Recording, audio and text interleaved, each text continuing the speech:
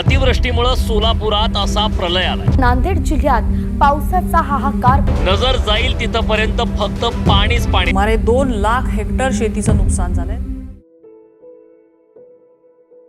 आमच्या गावामध्ये अतिवृष्टी झाली साहेब।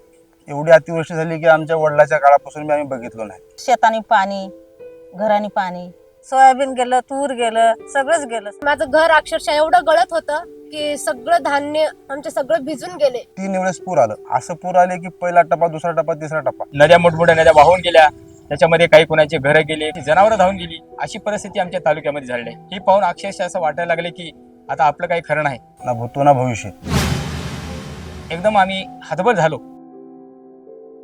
त्या लोकांची परिस्थिती चांगली होती, ते कसे तरी ते जीवन जगले।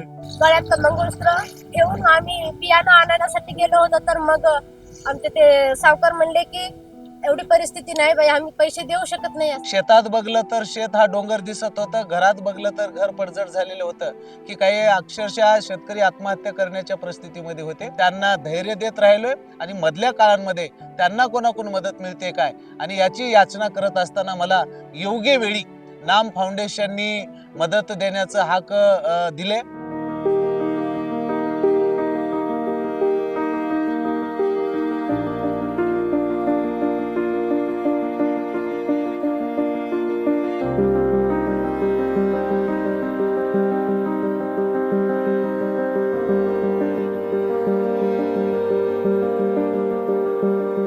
माझ्या बाजूला जे शेती बघताय हे पूर्ण नाम फाउंडेशनने दिलेल्या बियाणाचं हे परिणाम आहे। हे बी आपल्याला सक्सेस झालं। नाम फाउंडेशनच्या वतीने आम्ही आनंदात आहोत सर।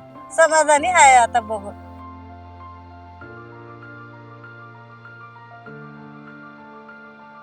नाम फाउंडेशननं बियाणं दिलं म्हणून दाणे टपोरे झाले साहेब। नंबर 1चं बियाणं आहे साहेब। या शेतकऱ्यांना त्यांनी जीवनमान त्यांचं उंचवण्यासाठी जगण्याची संधी दिली।